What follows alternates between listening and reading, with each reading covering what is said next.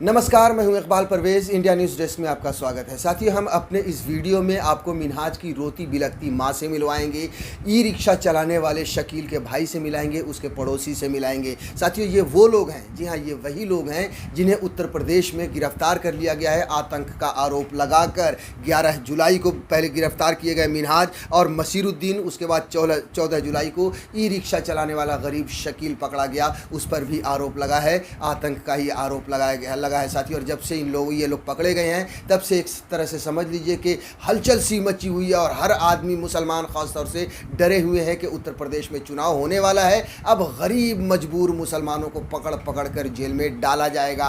विपक्ष हो या बहुत सारे लाखों करोड़ों जो अमन पसंद लोग हैं, उनका भी यही मानना है। वो भी इसी तरह से आरोप लगा रहे हैं कि 2022 में चुनाव होने वाला है उत्तर प्रदेश में। अब योगी सरकार के पास या भारतीय जनता पार्टी के पास कोई ऐसी चीज़ नहीं है जिसको दिखाकर वो वोट मांगने जाए, इसलिए वो इस तरह के गरीब मुसलमानों को पकड़ेंगे और ये कहेंगे कि ये देखो, ये आतंकवादी हैं, हिंदुओं को दिलों में नफरत बांटेंगे। और 2014 के बाद इसी तरह से होता रहा है साथियों, उनको दिलों में नफरत बांटकर वोट मांगेंगे और फिर सत्ता पर काबिज होंगे साथियों। ये हर कोई कह रहा है। आप देखिए, अखिलेश यादव हों या फिर मायावती हों, इन सारे लोगों ने इसी तरह के सवाल उठाए हैं और उनकी टाइमिंग पर सवाल उठाया है कि 4 साढ़े 4 साल से भारतीय जनता पार्टी की सरकार सो रही थी, मगर अचानक से सब जाग गए कि किस तरह से आतंकवादी हमले होने वाले और किस तरह से देश के खिलाफ साजिश रची जा रही है। आप देखिए, उमर गौतम को भी इसी समय पे रिलीज़ किया गया, इसी समय पे समझ लीजिए गिरफ्तार किया गया। धर्मांतरण को एक तरह से मुद्दा बना दिया गया मुसलमानों के खिलाफ नफरत बांटने के लिए साथियों।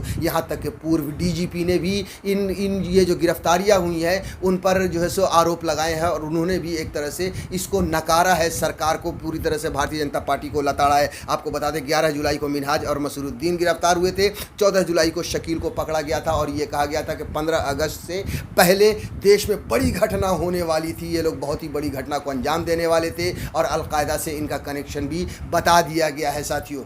अब हम आपको मिलाते हैं मिन्हाज की माँ से। देखिए, वो किस तरह से कह रही है कि उसके बेटे को किस तरह से उठाकर ले गई है पुलिस। अब आप मिन्हाज की माँ से मिलिए। मैं इस वक्त मिन्हाज के घर में बैठी हूँ और बड़ी मुश्किल से मैं इनसे मिल पाई हूँ, क्योंकि ये कहीं ना कहीं बहुत डरे हुए हैं, खौफजदा हैं। इनको डराया धमकाया गया है। अगर जुल्म हुआ है और अगर बेवजह बेकसूर मिन्हाज को फंसाया गया है तो उसे इंसाफ मिलना चाहिए। मैं उनकी माँ के पास बैठी हूँ, मिन्हाज की मम्मी के पास, और मैं इनसे बात करना चाहती हूँ। जी लीजिए, बात करिए आंटी, बोलिए। मेरा बच्चा बेकसूर पकड़ कर ले गए। हमको इतना अच्छा नेक बच्चा, सुबह की चाय वही बच्चा हमको खिला कर जाता, अपना काम करता था।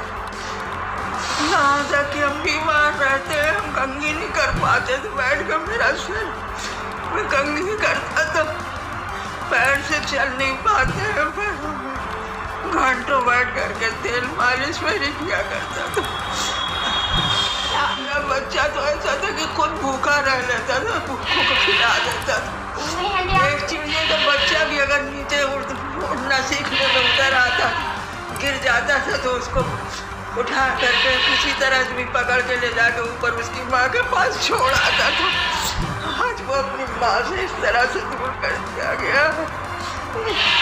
मैं पूरे मुल्क से, पूरे देश से कहती हूँ कि अगर ये बेकसूर है तो इनका साथ दीजिए और हम सब इनके साथ हैं। और इंशाअल्लाह इस वक्त रो रो के इनकी माँ का बुरा हाल है। 2 माँ बाप बूढ़े घर में हैं, कोई भी नहीं है, इनका सिर्फ एक बेटा है और आज वो भी इनसे जुदा है, अलग है। ये बूढ़े माँ बाप अपने हाथ से खाना तक नहीं बना सकते, पानी तक नहीं ले सकते। आज जो आपने देख लिया मिन्हाज की माँ की हालत। अब आपको शकील के भाई से मिलवाते हैं। जी हाँ, शकील जो ई रिक्शा चलाता, गरीब आदमी, रोज़ कमाने खाने वाला, पेट भरने वाला, अपने परिवार का पालन पोषण करने वाला साथी। और यहाँ तक कि सिर्फ उसके भाई नहीं, उसके पड़ोसी से भी आप मिलिए और देखिए कि क्या कहते हैं वो लोग। ठीक है, मेरे पास फोन आया, हम लोग यहाँ घर पे लेते थे, मेरी माँ तबीयत खराब थी और मेरे पास फोन आया तो मैं भाग के गया, तो उधर पता चला कि शादी वर्षी में उठा ले गए पेट से आने। हमने नहीं पता, हम लोग यही बैठे तो माँ की तबीयत खराब थी, देख रहे थे सर। तो चौकी पे गए थे तो इनने पूछा मेरे भाई ने, तो बोला दाढ़ी वाले साले लगता है आतंकवादी हो तुम लोग सब। जी ऐसा बोल, आप किसी को इंसान कोई अभी आदमी काट से जाएगा आपके पास, आपकी जात पतार करने तो आप सीधा बोल दोगे साले दाढ़ी वाले के आतंकवादी हो, हर मुसलमान के आतंकवादी हो जाता है। इंसान मेहनत मजदूरी आता है, गिरी करके खाता है, तो आप क्या वो आतंकवादी है? हम तो सारा ईटा गारा का काम करते। हम लोगों के सामने छोटा है, यहाँ कम से कम 25 साल से तो हम ही जानते हैं उसको, कभी कोई ऐसी हरकत हमने नहीं देखी उसके लिए। बेचारा जो है ई रिक्शा चलाता हैगा और उसके बाद में जो है अपने गुजर बसर अपनी माँ के साथ में कर रहा हैगा। ये 4 भाई हैं शकील, पानी की जो है दुकान लगाते हैं पुनमेरी के पास इनके भाई लोग। एक भाई जो है फेरी करते हैं स्टोव की। ये सब बेचारे सज्जन लोग हैं और सीधे लोग हैं।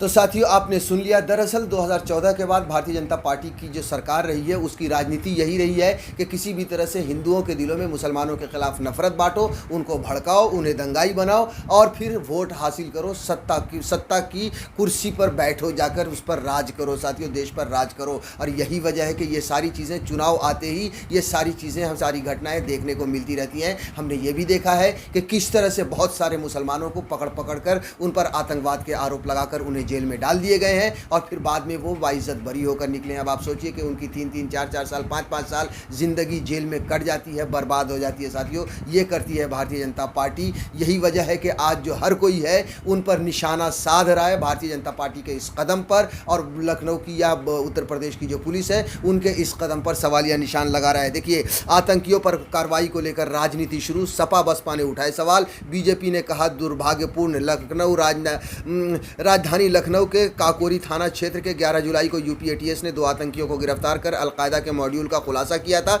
इसके बाद से लखनऊ, कानपुर सहित पूरे यूपी एटीएस आतंकियों और उनके मददगारों की तलाश कर रही है। सोमवार को सिर्फ कानपुर शहर में ही 250 जगह बैरियर लगाकर सर्च ऑपरेशन चलाया गया।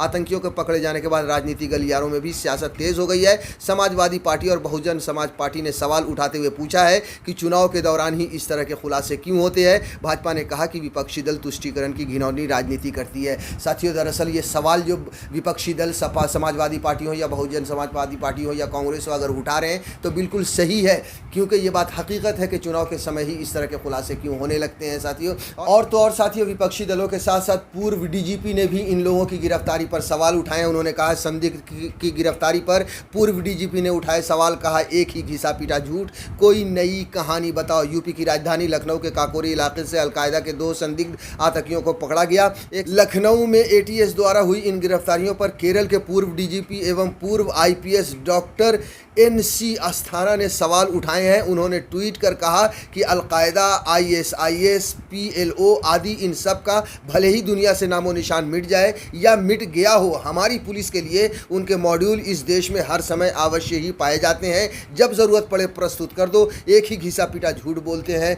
लोग, बोर नहीं होते? कुछ नया सोचो, कोई नई कहानी बताओ। ये बहुत ही बड़ा सवाल उठाया है पूर्व डीजीपी ने।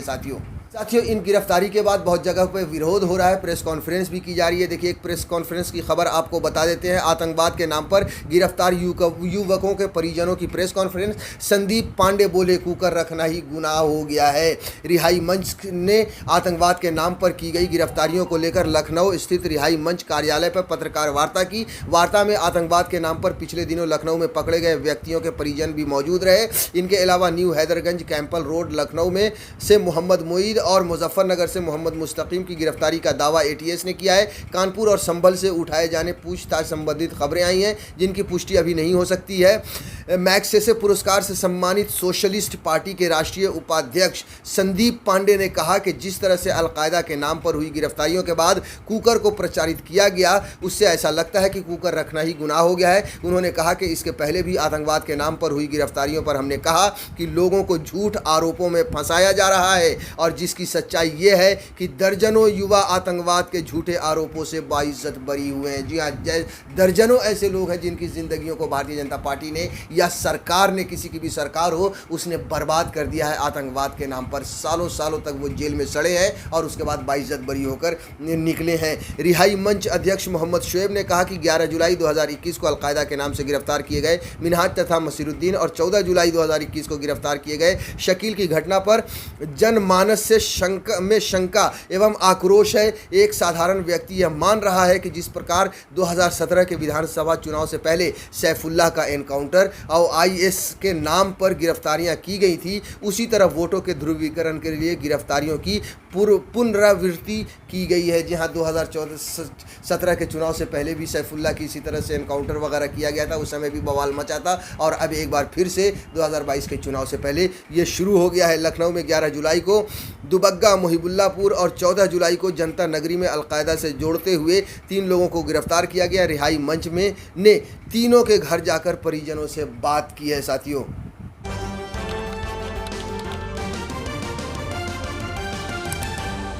आपकी आवाज